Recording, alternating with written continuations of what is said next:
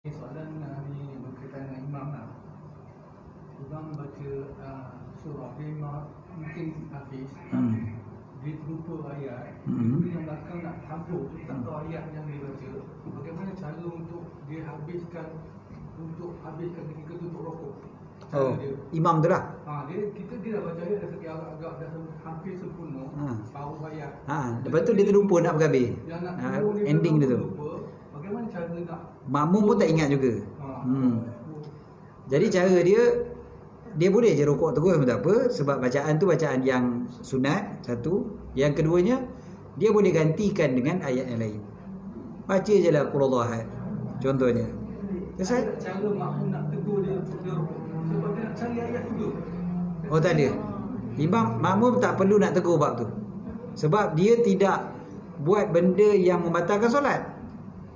Dia bukan buat benda yang salah dalam solat, sebab dia nak cari ayat tu. Jadi dia pun duk keliru gitu. Kan macam yaf'alun, ya'malun, dia pun duk tukar contohnya lah kan. Jadi ya'malun ke ya'lamun kan, dia pun dah tukar. So kita tunggu. Kalau caranya lainnya adalah tegur dia lepas solat lah. Lepas solat boleh tegur. Kalau kita JK masjid, tukar je lah imam lain. Itu sudah jaga dia. Itu lagi kasar lagi. Ada tak? Kita tak diajar untuk buat benda tu. Kita tak boleh nak paksa imam untuk rukuk. Dia lebih kurang macam pilihan raya kat, kan? Once orang tu dah jadi YB, kita tak boleh nak suruh dia letak jawatan. Kan? Siapa suruh pilih dia? Kan? Tunggulah lepas 5 tahun. Lepas 5 tahun pilihan raya lagi sekali, jangan undi dia. Macam tu cara dia. Tapi imam sampai habis sembahyang lah. Tapi kecuali dia buat benda yang salah. Dia buat benda salah, kita kena tegur. Dan kalau benda tu membatalkan solat terus, kita boleh pisah daripada dia. Kan? Kita boleh berpisah dengan dia, terus kita sembahyang sendiri je. Sebab dia tak nak turun juga. Bahkan kita boleh tukar imam lain. Ni dia beza sikit dengan pilihan raya. Ni kita boleh tukar imam lain. Tapi kalau dia buat benda salah, betul-betul lah. Bukan sekadar kita tak suka. Kalau kita tak suka, tak boleh tukar imam tu baca tak sedap, cepat-cepat lah imam rukuk, bukan sedap pun baca. Contoh kan, kena dengar je lah dia baca. Siapa suruh ambil dia? Lepas tu dia baca panjang contohnya kan. Dia baca panjang, patutnya baca pendek, dia baca panjang pula dah imam ni. Tak boleh nak tukar. Siapa suruh ambil dia jadi imam? Sebenarnya imam hafiz ke tak hafiz ke, sunnahnya adalah dia baca satu surah yang lengkap, berbanding dengan dia baca potongan ayat dekat surah-surah yang lain. Tapi banyaknya imam-imam ni dia suka ambil potongan-potongan ayat. Dia ambil kat mana. Sedangkan memang jelas dalam mazhab Syafi'i, Imam Nawawi dan lain-lain mengatakan memang yang lebih afdal adalah membaca satu surah yang lengkap berbanding dengan potong-potongan ayat. Walaupun potongan ayat tu lebih panjang. Potongan ayat satu muka surat contohnya, daripada surah Al-Baqarah contohnya. Tapi kalau dia baca juzuk 30, mungkin setengah muka surat contohnya. Lebih afdal dia baca setengah muka surat tu. Sebab satu surah yang sempurna. Satu surah yang sempurna lebih afdal sebenarnya. Kecuali mungkin student ke, dia nak mengulang hafalan dia. Jadi dia perlu ulang tu, maka dia nak ulang tu pula waktu dia jadi imam. Sepatutnya dia ulang di luar daripada solat. Tapi yalah, kadang-kadang mungkin dia tak ada masa ke apa, dia ulanglah dalam solat. Jadi diulang tu ayat yang tertentu, nak buat macam mana? So kita lah jadi mangsa kalau kita jadi makmum dia.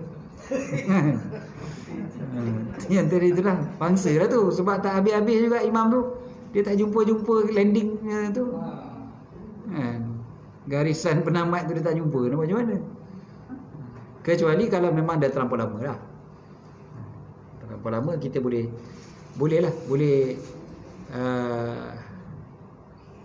tegur dia dengan cara, sebab dah terlampau lama, maka boleh kita sebut subhanallah. Boleh? Subhanallah. Caranya tasbih.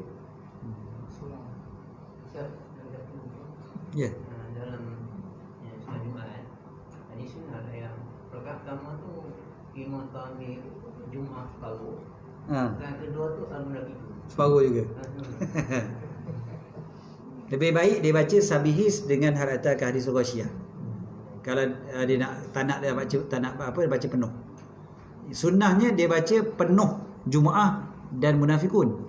Rakaat pertama penuhkan Jumaah, rakaat kedua sepenuh-penuh surah Munafikun. Itu sunnah dia waktu sembahyang Jumaat. Tapi kalau tidak, maka gantinya adalah Al-A'la dan Al-Ghasyiyah.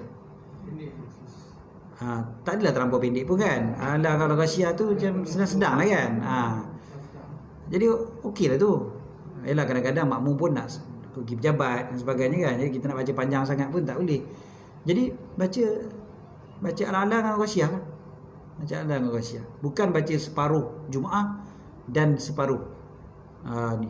Ada guru saya seorang, dia suka baca waktu pengajian dia dulu, dia suka baca surah Ali Imran dan sebagainya. Dia baca tengah-tengah, dia baca ayat zuyyina lin-nasi hubbus syahawati minan nisa'i wal banina wal qanatiril muqantarati minadh dhahabi wal fiddah sampai habis.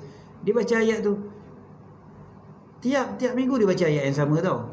Lepas tu lah kali dia pun macam, dia tanya pada anak murid dia kata, korang ni tahu tak tidak kenapa ana baca surah ni tiap-tiap kali?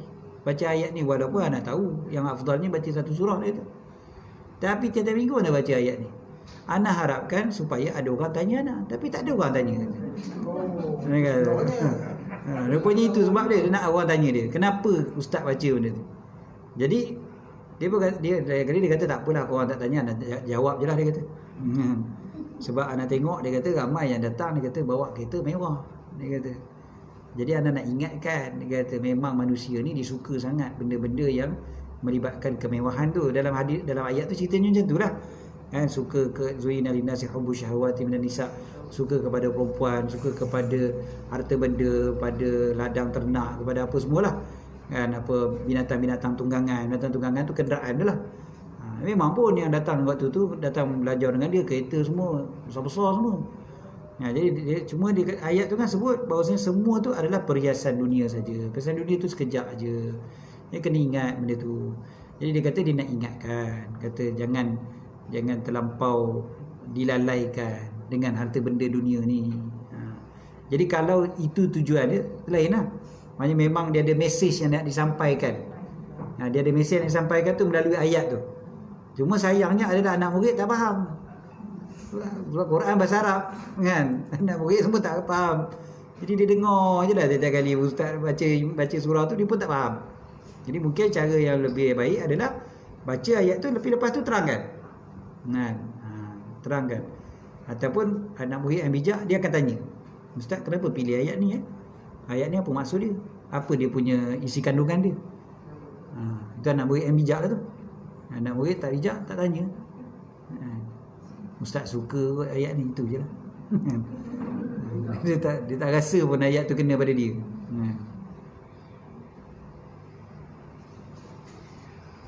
Wallahu a'lam.